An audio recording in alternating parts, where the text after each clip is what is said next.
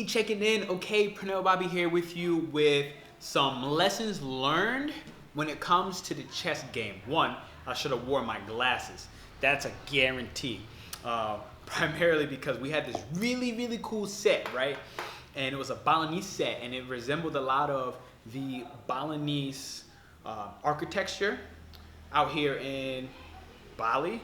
And so it was really cool.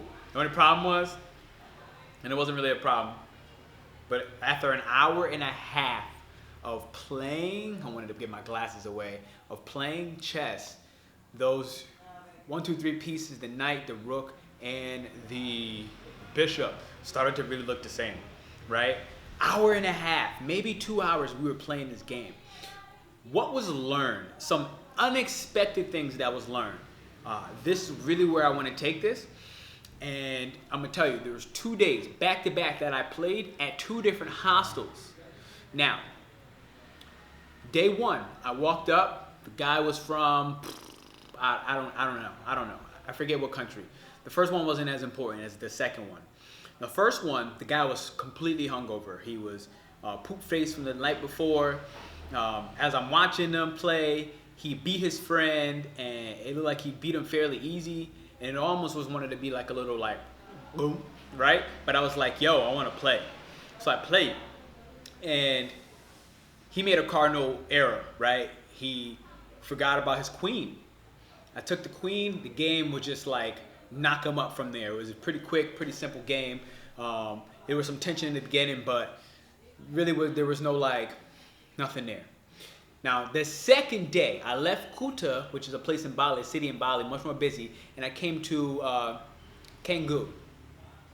I think that's how you pronounce it. And I played another guy. This is a Canadian. Now, this match, from the very beginning, he actually said that he had an eerie feeling about how the game was going to go. He didn't know how it was going to go because I was just completely silent. I had a stone cold face. He was like, have you played before? I just kind of had this little, like a little smile on my face, a smirk, and I said nothing. Now, what's interesting about this, I literally didn't know, I call it the horse. The horse is the knight. The bishop, I still don't know the difference between a bishop and a rook. I think the rook is the one, I call it the tower. I think that's the rook, where it goes all the way across, all the way, and I think the bishop is the one that goes diagonal, right? And they were explaining this, and they had like 2, 3 other people saying like, I want to play this guy at the very beginning of the game. And I just said nothing. And they were talking about these pieces, and I'm like, I don't even know what the freaking name is called. Now, I do know how to play chess. No, I don't play frequently, but I do know how to play chess.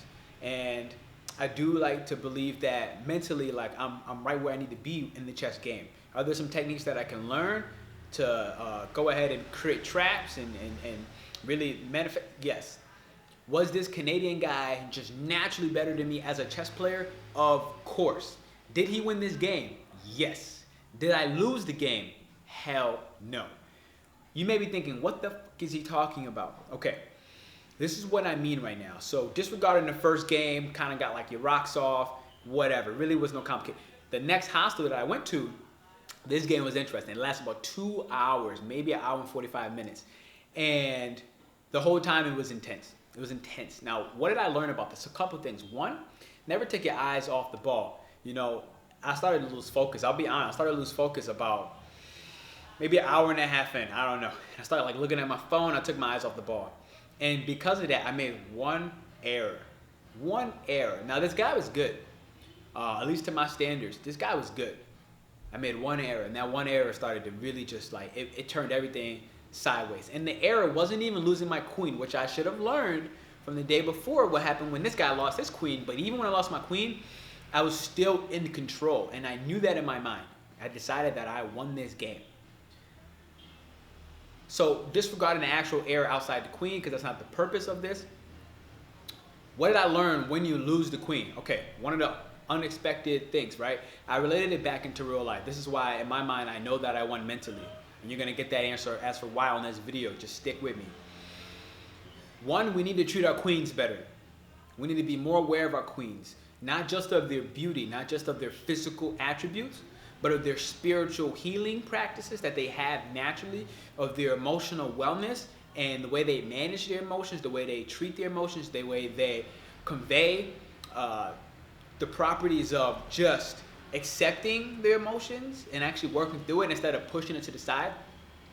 We need to allow our queens to roam freely without a cage, without being locked up, feeling constrained, feeling like they gotta stay by the king. We gotta let that girl roam freely, and this is transferred back into real life. Now, it's much like what I imagine a Michelle Obama to be. I imagine a Michelle Obama to be a queen. And, you know, by no means was Barack Obama, president or not, in control of Michelle Obama. I honestly believe that Michelle Obama was the mastermind that was making Barack Obama as good of a president that he actually was. Without her, he was nothing. And I don't want to take everything from Obama because, I mean, obviously he's an intelligent man. He graduated from Columbia, I believe. And obviously he has some very high standards set for himself, some very high expectations. But without Michelle Obama, he's not the same man. So, that was one of the lessons that I learned. We need to respect our queens. We need to treat them better. We need to not only treat them better, we need to allow them the space to roam freely. We need to actually let them be of use to themselves and to the world, and stop trying to diminish and belittle the ability of the queen because of stupidity, things like ego, things like pride, things like control. These are all lacks and insecurities within ourselves, especially as gentlemen or boys or just men. I prefer gentlemen. I prefer to be a gentleman. And that was one of the major unexpected lessons that I learned, which is why right here, I believe that, you know, I still won. There's no such thing as winning and losing. The physical game of chess, yeah, maybe, yeah. You win, you lose, there has to be, as long as you finish the game, there has to be a victor. But it doesn't mean that you lost. And that's what I want to bring to your attention right now today. Another unexpected lesson from playing chess. Patience. This is a long game, ladies and gentlemen. If you're an entrepreneur or not, if you are just somebody living this game called life, it is a long game. Patience is a virtue. I lost patience. I started to lose focus. I started to check my phone an hour and a half in, and that cost me a detrimental mistake that I will not make again when it comes to my business. I will accept that, look, it doesn't matter if I've been running the Institute of Life for 3 years. There's always something to the day that I die that I can learn.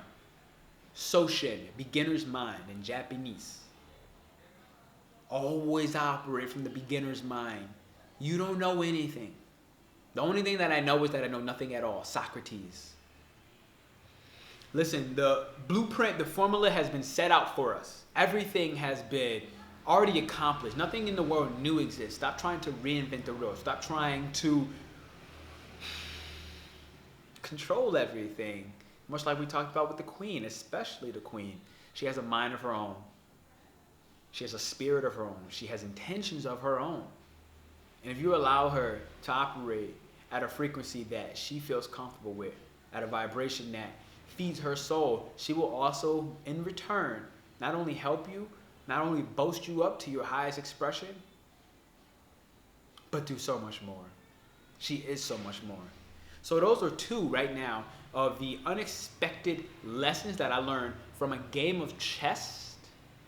Thirdly, I'm going to buy a chess set. That's going to be my new thing. I'm going to start pulling up to hostels with it because it was a mastermind game, you know, like we were going back and forth. Okay, here, boom. Third lesson that I learned, right?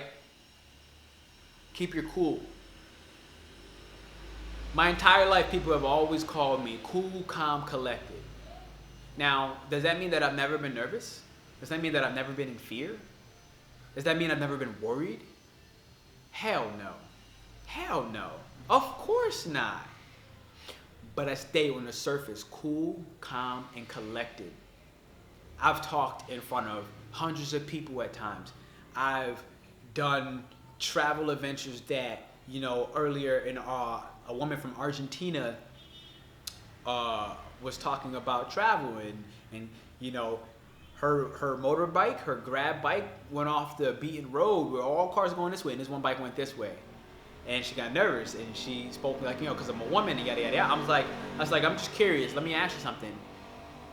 When the same exact thing happened to me, and my motorbike went off the beaten road, it's nighttime, it's dark, I'm going through alleyways, do you think that I wasn't nervous? Do you think that I wasn't scared? Do you think that I wasn't on guard as for what's gonna happen? Do I need to snap this guy's neck and prepare for the worst? All these things most definitely ran through my mind, but am I gonna allow that fear to take control of me? I'm gonna allow that worry to take the forefront, to be more present than I am in the moment? No, I'm not gonna allow myself to be that deep into my head. Hell no. So that was another thing that I learned. Because of that, I watched this man who was guaranteed a better chess player than me. Guaranteed, on paper, a better chess player than me. Without a doubt. I knew it very early within the game. But because my face, because my expression, because my actions showed that I was cool, I was calm, and I was collected, he missed plenty of opportunities that I watched, and I said, ooh, I'm just doing the best I can. I'm having fun out here. I'm learning lessons. He missed out on plenty of opportunities because, in my opinion, he wasn't playing. And I never told him to this yet, but he might see this now on video. He was playing to my ability. He wasn't playing to his ability. So just the expression alone on my face, just the confidence that I carried, made him nervous. It made him second guess himself. It made him lower his level of play down to my level of play. Someone who was not as good at chess as this gentleman was. So those are the 1, 2, 3 lessons that I learned. Number one, stop trying to protect your queen so much that you actually diminish her ability, you diminish her spirit, you lower her vibration and her frequency.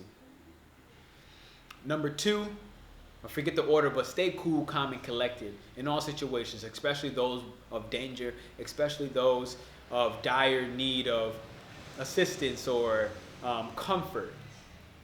And the third, I'm gonna be honest, I don't remember the third, but you can go ahead, you can rewind this video, and you can get that. This is Pernell Bobby checking in with you. I want you to step up to the plate. I want you to pull the trigger on these lessons here to allow your queen to just roam, to actually dominate, and stop allowing your sense of being inferior to her. You are. She's the woman. She's the ultimate creator. Stop allowing that to overcome and override your better judgment. In times of danger, in times of peril, stay cool, stay calm, stay collected, and realize that that confidence that you leak out will actually have other people second guess themselves while you go ahead and you stay in your lane and you play to your best of your ability in this game called life. And the last one, I genuinely wish that I could remember what this lesson was, but I don't. Pernell Bobby checking with you. Listen, Suksama, I'm here in Bali right now. Kapunka, if I was in Thailand. Merci beaucoup en français. Gracias, amigo, amiga, in Espanol. Stay tuned. I'm just going to be out here with the Socians beginner mind. Each day, getting better, all the time, every day, challenging myself, every day, learning something new, teaching it to the next one, every day, being grateful along the journey, every moment of my life. I'm going to do my best. Today I ran 6 kilometers today, and I hate running. But like David Goggins said, well, why would you want to run? Because I hate it. So of course I'm going to run. Of course I'm going to do something that makes me uncomfortable. Of course I'm going to do something that challenges me. I removed all excuses by removing hesitation. Where in your life right now, as an extra challenge, are you hesitating in the moment? And you're allowing it to dictate your action. You're allowing it to dictate your future. Yes. Step up and pull the trigger, baby.